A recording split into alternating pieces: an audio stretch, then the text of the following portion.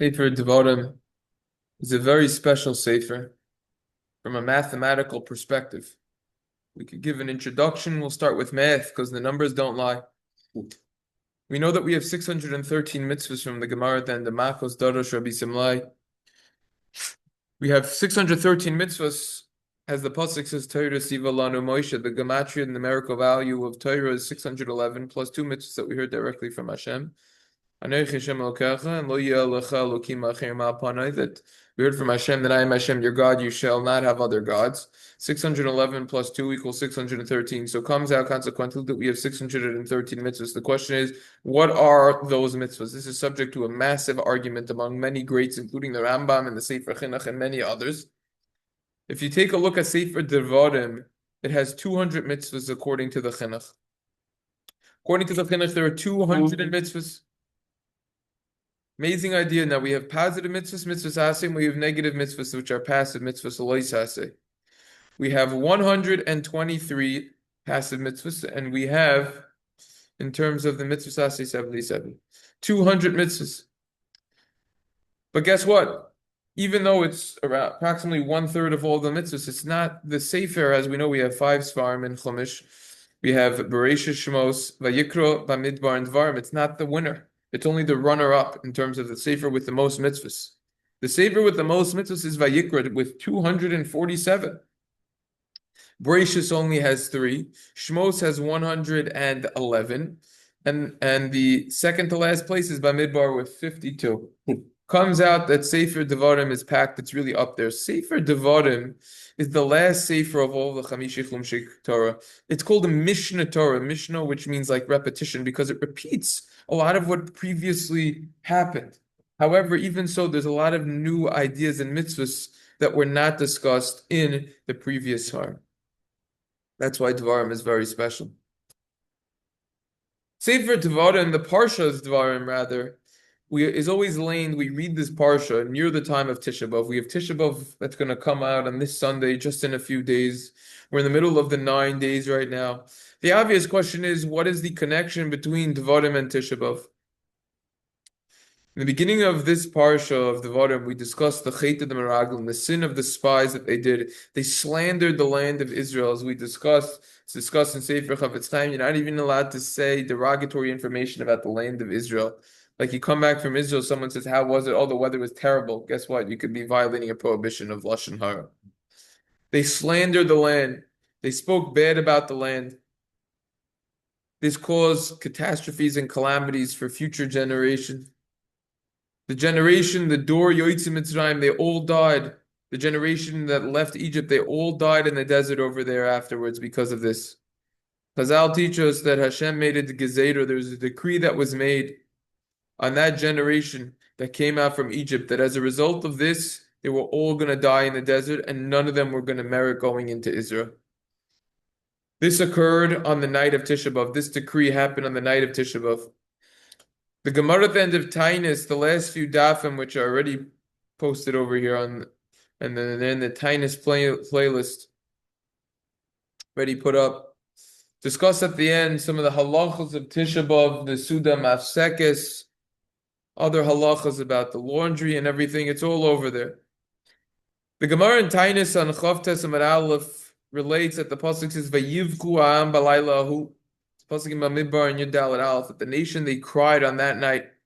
And the Gemara says that night was the night of Tisha B'Av, and Hashem told the Jews, Atem Bachisem B'chiyah Shalchinam, you cried a cry for nothing, a fake cry. Like sometimes you see kids. One kid overreacts, another one hits them to make a whole scene and to cause a commotion. That ain't gonna fool me. So they were crying for nothing over here. They're crying because the spies slandered the land of Israel. And they show that they didn't have proper faith in Hashem, that Hashem was going to cause them to inherit the land. Hashem says, because of that, I'm going to cause you to now cry for all future generations. That's what we do on Tisha B'Av. We should really try to feel what Tisha B'Av is about and what we're lacking, that we should actually shed tears. To realize that we don't have the Beis HaMikdash. Cries for generations. Tisha B'Av. We've been mourning for thousands of years on the destruction of the Beis Hamikdash on the 9th of Av.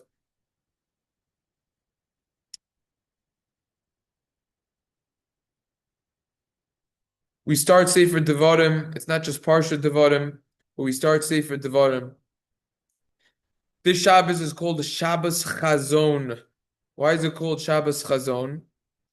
Because for the Haftarah, we talk about the prophecy of Yeshayahu, which begins with the words Chazon Yeshayahu Bein Amot Yeshaya. Vision. In this prophecy, Yeshayahu, he refers to Yerushalayim, Jerusalem, and he says, Eicha Haisa Lazoina Kriya Ne'amana. What is happening over here? He laments about. Eicha. How could it be? This ties in very nicely to the rebuke that Moshe provides in Devarim as well. Eicha esa levadi tarchechem amasechem v'rivichem. I think we switch tunes in the middle of the landing, and we do the Eicha tune special for that, right? Yeah, we specifically, I think, end the pasuk earlier. Like if you notice, I think Shir Hamishi, we end right by that pasuk. Yeah. By Shabbos, we end the pasuk before, so I guess we're going to start. I think that's it. Okay, and it's the only time we do the Eicha tune in the whole Torah. It's very special, right? We do it says bum, bum, bum, bum, bum, bum, bum, bum, but that's the only time we switch tunes, and then we go back to the regular landing tune. So we're talking about over here the destruction of the first Beis Hamikdash, Eicha. Doubled over. Yirmiyah also talks about it. He laments. Eicha Yashva Badar. Hayir Avasayam. In Eicha and Tisha B'Av. We have a lot of connections over here. Regarding Shabbos Chazon, it's always going to be by Tisha B'Av. It's time of crying for the destruction of the Beis Hamikdash. This is a very important Shabbos. Just to end with a analogy with the story over here. Mashal Mahadav Adoma. This is comparable to a person who's in a pitch dark black room. His friend comes and brings in one candle. Oh, how much that candle could do. Just a little bit of light could shine tremendously in a completely dark area. One time I remember when I was younger, going camping. There's no lights at all there. Nothing. In the middle of nowhere. No lights at all. You turn on one light, you could actually see. You can't, you could barely see where you're going over here. Pitch dark, same thing over here.